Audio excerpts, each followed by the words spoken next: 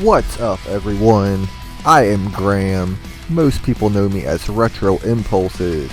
I am here again to tell you another tale from my messed up young adult life. This one is called The Tale of the Vanishing Keys. Let me take you back to a time. The time is October of 2001, when I was 21 years old, broke, reckless, and powered almost entirely on heavy metal music and malt liquor. My crew was Aaron, Zach, and Chris.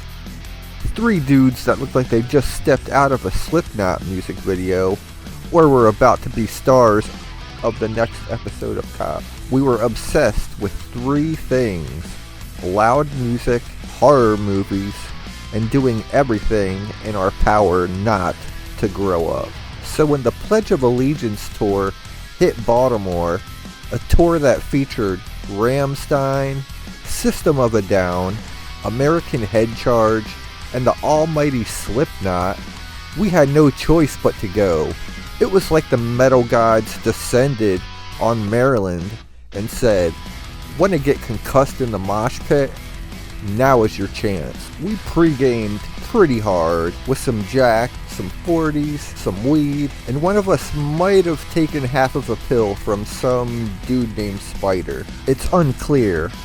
What is clear is we arrived totally unprepared for what Slipknot was about to do to us. The mosh pit was like a war zone. People got their shirts ripped off, people flying through the air, and I swear I saw somebody crowd surfing on top of someone else that was already crowd surfing. It was chaos. Beautiful, sweaty, slightly dangerous chaos. We stumble out of the show, shirtless, sore as hell. One of us is possibly concussed. And that's when Zach goes, where's my keys? Dead silence. We're all looking at him like he lost a baby in the damn mosh pit. But yes, the keys were gone. Gone forever.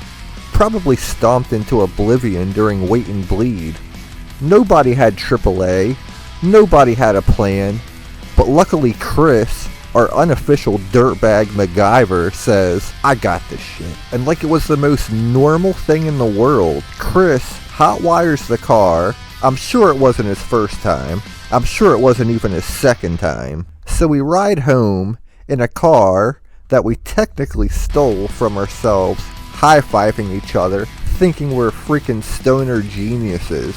Fast forward to the next day, more weed, more booze, more bad decisions. That's when Zach started talking about a legendary haunted hayride out in Amish country in Pennsylvania. He says it's terrifying. Haunted barns, demonic scarecrows. They say it's even haunted by the Quaker Oat Man. I'm totally down to go. But then I check the time. It's 8 p.m. It's a 90-minute drive out there. And I gotta be at freaking work at 8 a.m. So I say, you guys have fun.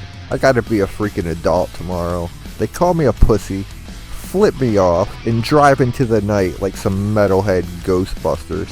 So the next day after work, I head over to Zach's place, thinking I'm gonna hear stories of haunted hayrides, hot goth chicks. Instead, I walk in, and Aaron and Zach look like they've been in a bar fight with Andre the Giant.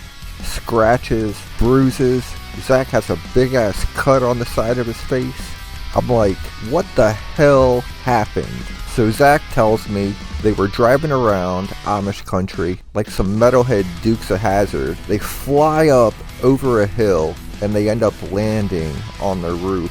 What do? Wait for help? Call the cops? Hell no. They take off running like the fucking wind, running miles and miles through cornfields till they finally end up at a 7-Eleven. They get all nice and cleaned up, clean up the blood all over them, and then they end up hitchhiking back to Baltimore with a trucker. The next morning, Zach calls the police and says that his car was stolen.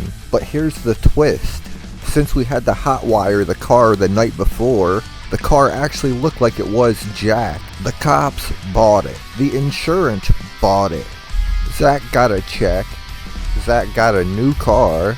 And for me, I showed up at work slightly hungover, but alive. Sometimes being the responsible friend does pay off. And sometimes skipping a haunted hayride means not dying in a cornfield rollover. And sometimes some of the dumbest decisions you ever made are the stories that you tell the rest of your life. That's another one. That was the tale of the Vanishing Keys. Another story to let you guys know me a little more. I have another one coming up next week. But thank you all for coming. Like, comment, and subscribe. I would really, really appreciate it. I am brand new with this. Thank you so much for joining me, and I will see you all next time.